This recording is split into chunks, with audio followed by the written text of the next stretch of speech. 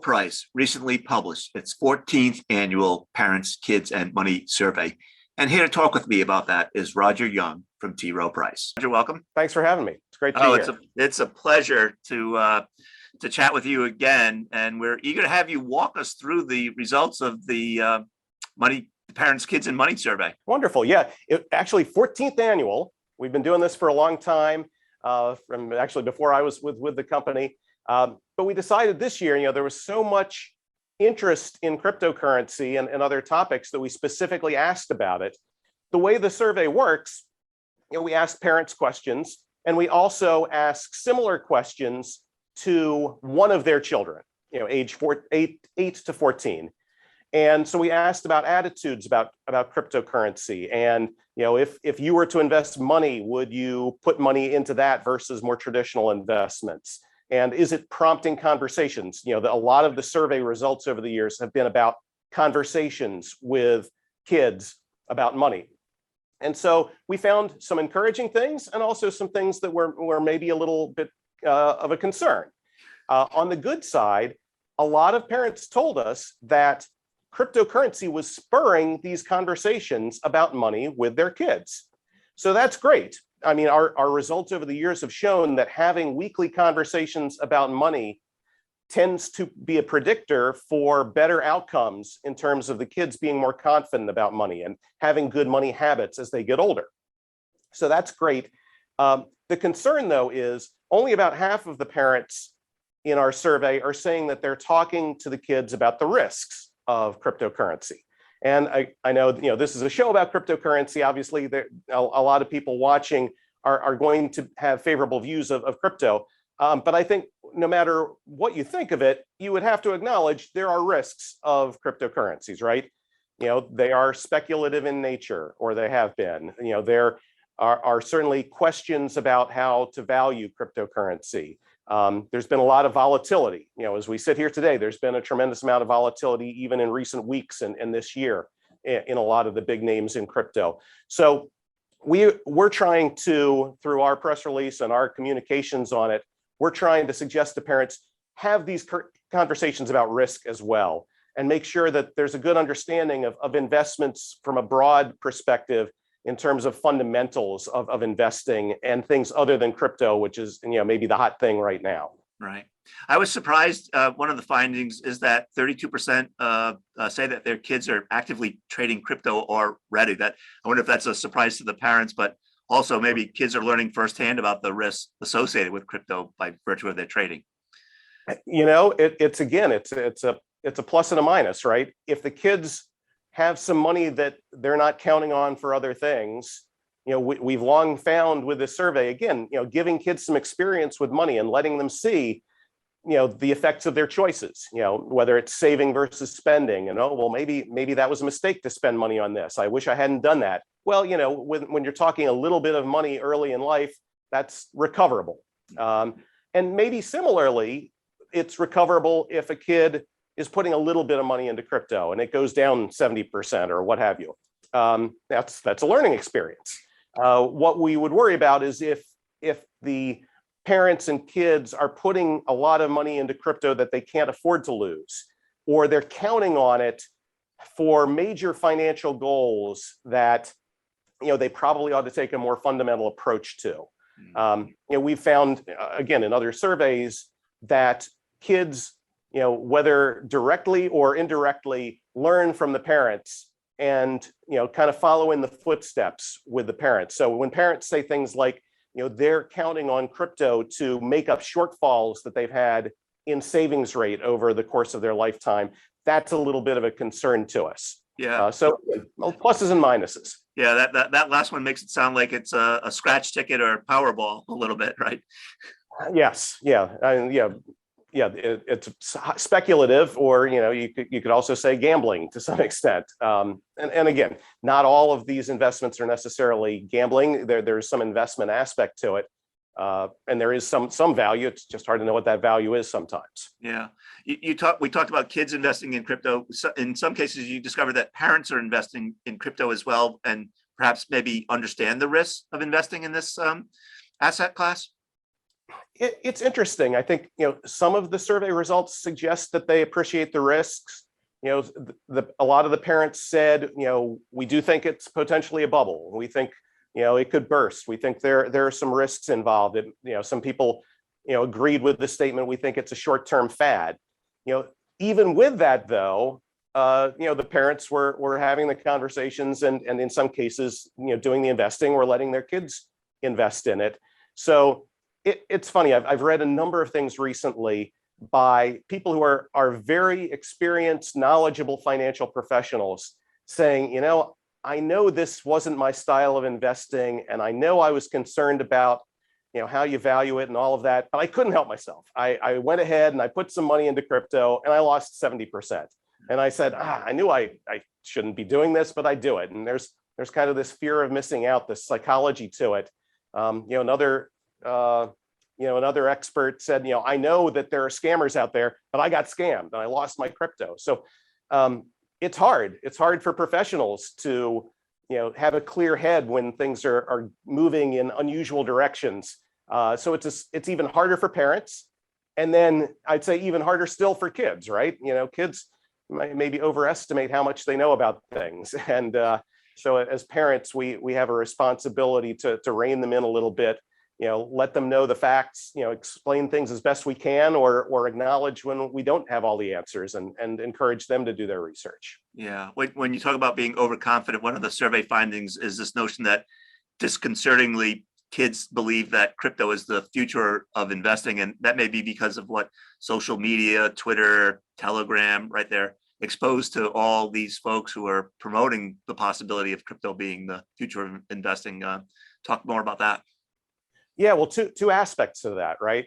One is, I do think it's disconcerting that they view it as kind of quote unquote the future of investing. Again, no matter what you think about crypto, there are lots of other parts of the investing world that have more of a fundamental value, or are creating value, right? You have stocks of companies that are providing services and goods, and make profits and generate cash flow that you can point to as value creation. It's a lot harder with crypto. And so I think we'd all take issue with the notion that this is the future of investing. Now, there's a lot to the technology underneath it that is certainly a force to be reckoned with, and it's going to have an effect on capital markets, and we recognize that across Rowe Price. But to call it the future of investing, that's perhaps a concern, that's the way a lot of people think.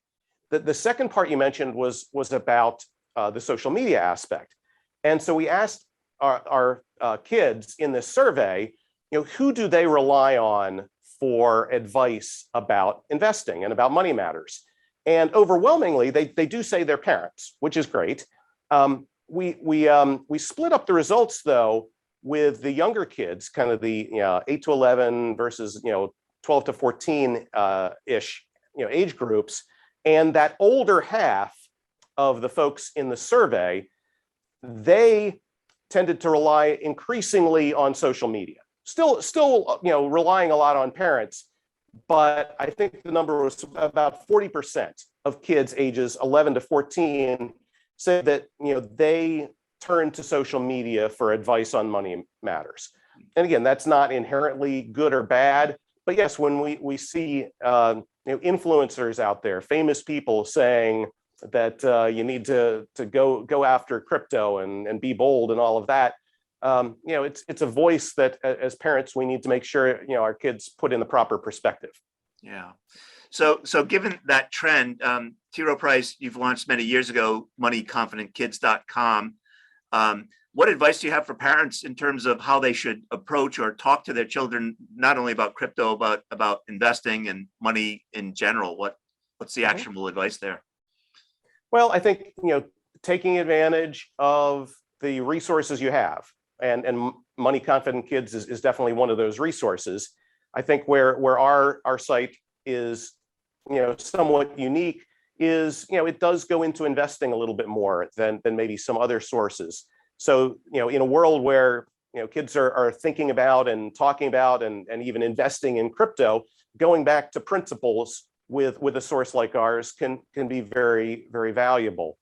I think for parents, another thing to make sure of is make sure that you have some confidence in what you're conveying to your kids, and you do some of your own research. And this is all relatively new to all of us.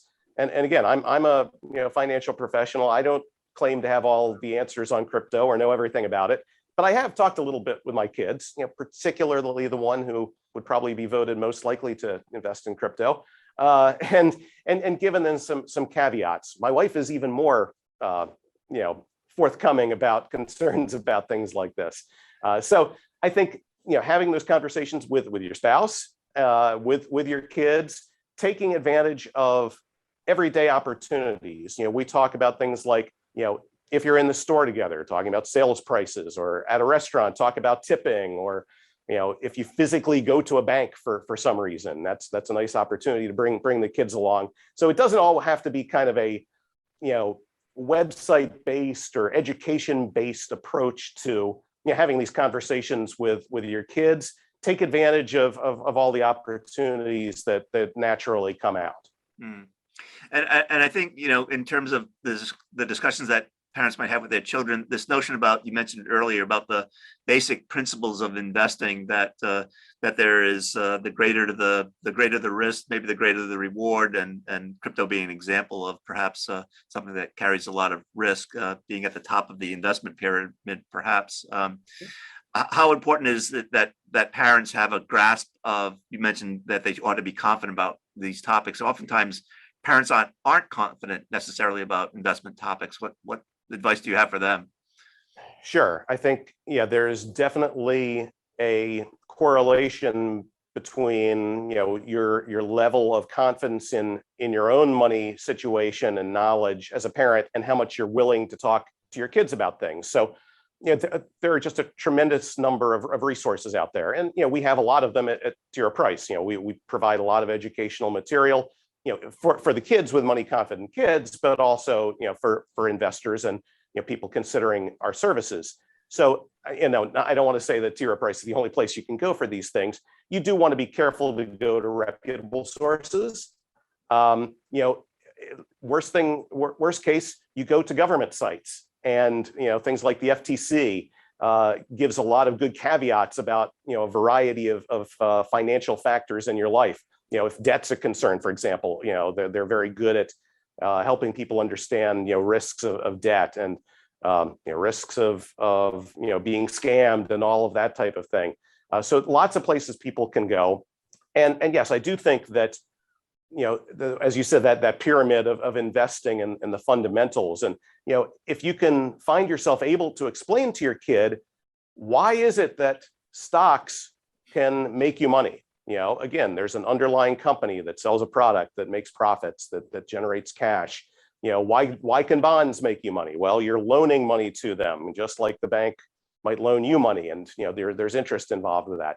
All these things, I'm sure your listeners are aware of, but think about ways that you can put it simply to your kids, and perhaps in contrast, say Bitcoin or any other cryptocurrency. You're somewhat relying on this group of people to value something that doesn't have an easily determined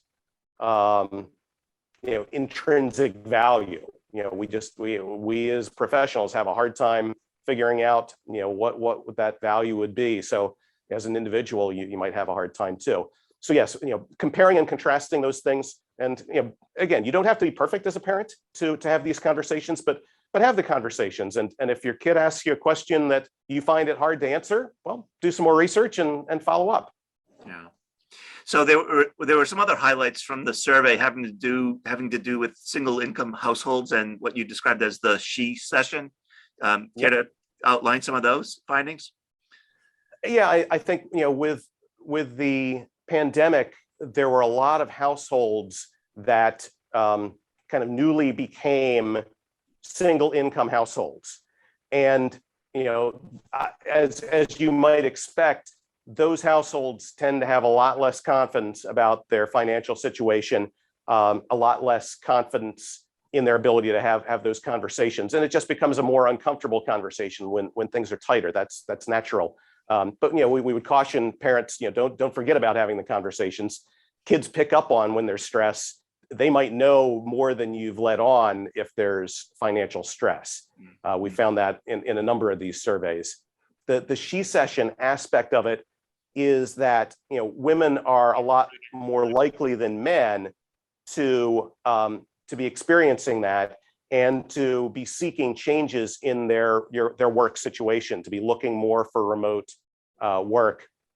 I think we all know it hit women very hard with the pandemic, and it became very hard with childcare and other issues. So the results of our survey were not shocking in that regard, but just the magnitude of difference in some of the attitudes and the concern level was pretty striking between men and women. Yeah. So any actionable advice given what you found there with respect to the she session in single income households? I think that I think as men, we need to be aware that there are a lot of concerns with the women in our lives, and I think some sensitivity to that is important. Again, another action item would be don't be afraid to have those conversations, among your family, with your partner, with your kids. If there are concerns, make those known. As professionals, I think we need to also be sensitive to, again, those different needs for people as the world kind of comes back to working in offices instead of working remotely. And there are a lot of people. I personally, my kids are in their 20s, and I like being in the office some days, and it works for me. It doesn't necessarily work equally well for everyone. So I think some awareness of that and sensitivity is in order. So those are my takeaways. I'm not sure if that's directly from the survey or kind of reading a little bit extra into it. Well, we're always happy to get your thoughts and insights on that topic, Roger. So we covered a lot of ground. Anything we missed, or anything that just bears reemphasizing before we wrap up? I would just say, have those conversations with your kids. Have some fun with it, right? Hey, we saw that TV commercial where they're poking fun at people who are afraid of crypto. What do you think of that? Have you talked with your friends about it? You got that friend who is highly confident in his own knowledge of the investing world, and is telling you when he makes money but forgetting to tell you when he lost money. Things like that. You can hopefully make it not a chore, but just another good conversation that prompts a better response, more than just, I learned a lot today in school, right? So have a little fun and keep having those money conversations. All right. Roger, I want to thank you for sharing your knowledge and wisdom with our viewers. It's greatly appreciated, and great to reconnect after a few years of not chatting. Absolutely, Bob. Good to see you again.